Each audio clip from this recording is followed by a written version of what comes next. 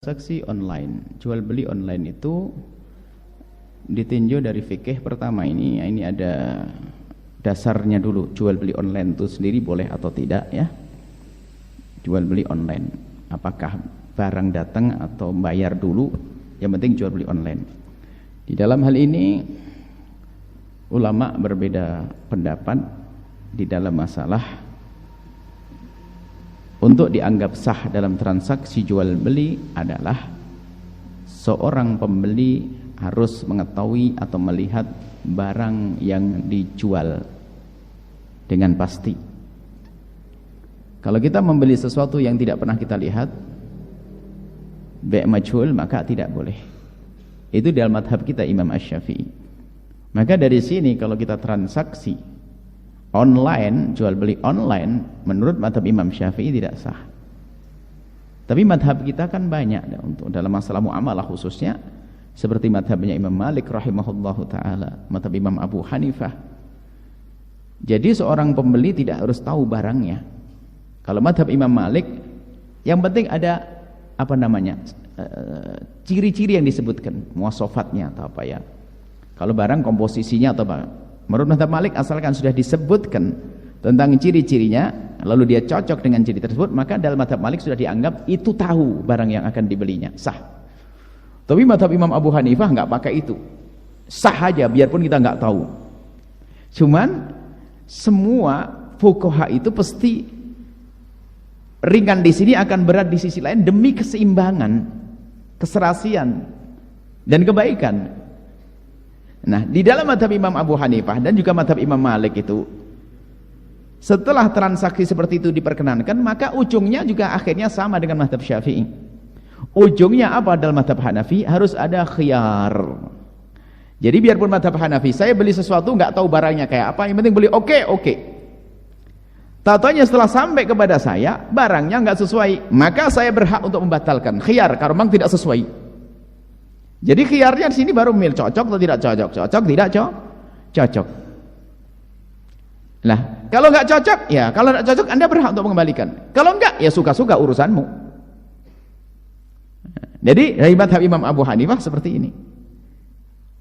Jadi kesimpulannya bisa kita ringankan, mudahkan, bahasanya bisa saja dalam jual transaksi, tapi semua harus waspada, hati-hati, jangan ada yang saling membohongi ya, harus ada. Nah, jangan sampai nanti hati kita menjadi marah dengan seseorang. Oh, dibohongi, di fotonya bagus, tatonya datang setelah datang nggak jelas ya. Salahnya sendiri kamu.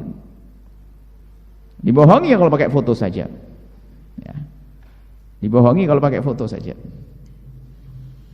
Kemudian baik, anggap saja kita mengambil pendapat transaksi online adalah sah. Nah, sekarang berkembang kepada model yang lain. Setelah disahkan di sini akan berkembang cara transaksi. Transaksi dengan pembayaran nanti atau barang datang lalu dibayari. Bahkan ini semuanya perlu kejujuran, dan ini sangat mendukung apa yang dikatakan Imam Malik dulu. Cocok dulu barangnya. Barang datang cocok baru dibayari. Kalau nggak cocok ya enggak. Lah jual beli barang semacam ini adalah sah. Asalkan bukan emas dan perak yang diperjualbelikan. Atau yang semakom dengannya seperti uang. Jadi jual beli emas dan perak nggak boleh, karena jual beli emas dan perak di samping transaksi harus kontan, penyerahannya harus seketika itu juga. Tapi kalau menerima barang dulu kemudian bayarnya nanti, nggak sah kalau emas dan perak, masuknya riba.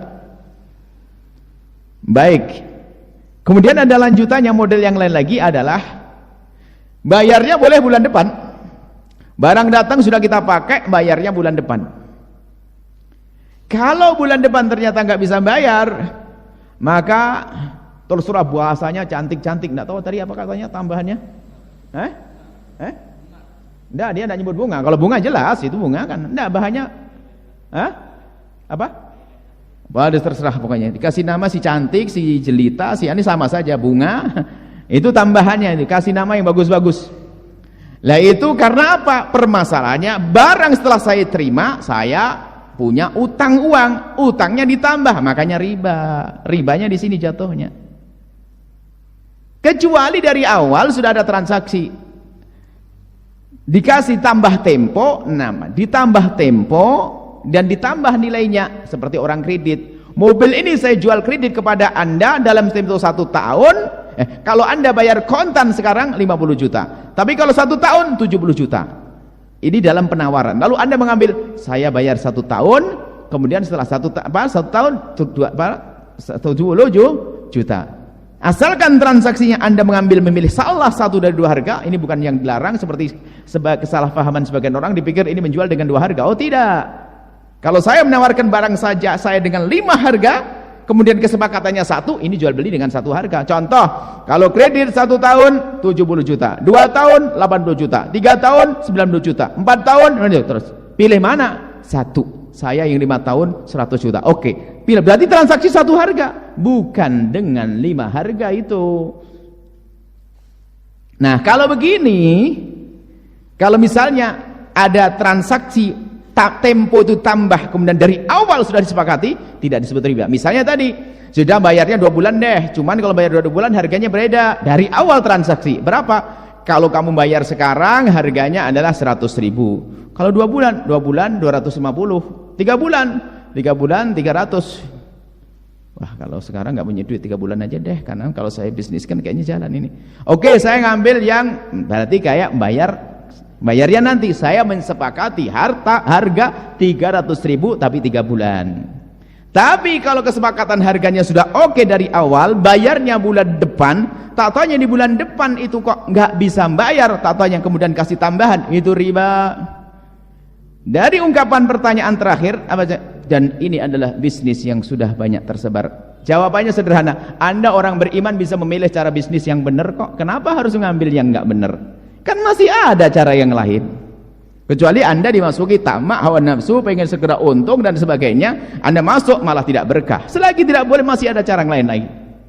Kecuali seluruh dunia nggak mau diketahui jalan cara itu, baru Anda bab darurat itu. Masih banyak cara bisnis yang lain. Jangan memaksakan dengan cara jual beli yang ternyata di dalamnya ada keharaman, apalagi di situ ada riba. Maka hati-hati kalau riba. Ngajak perang dengan Allah, perang kok dengan Allah, hancur orang itu. Seperti itu ya. Semoga Allah memberikan pemahaman kepada kita yang pernah berurusan dengan transaksi semacam itu, segera bisa menarik diri dan tobat, berganti dengan transaksi yang indah. Nah, kalau sudah punya niat begitu, ya sudah. Berarti Anda itu niat melarat betul. Maksudnya begini, ya sudah saya bayar bulan depan. Kalau nggak bisa gimana? Ya nggak apa-apa ditambah, oke lah. Berarti Anda niat nggak bisa bayar. Kalau saya pengen kontan begitu, ya Allah berikan saya punya duit bisa bayar kontan begitu.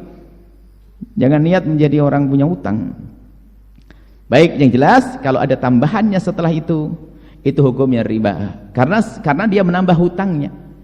Karena uang barang saya terima, saya punya utang membayarnya. Jadi tanggungan saya. Kemudian karena tambah tempo ditambah lagi, maka itu riba di situ. Wallahu a'lam bishawab.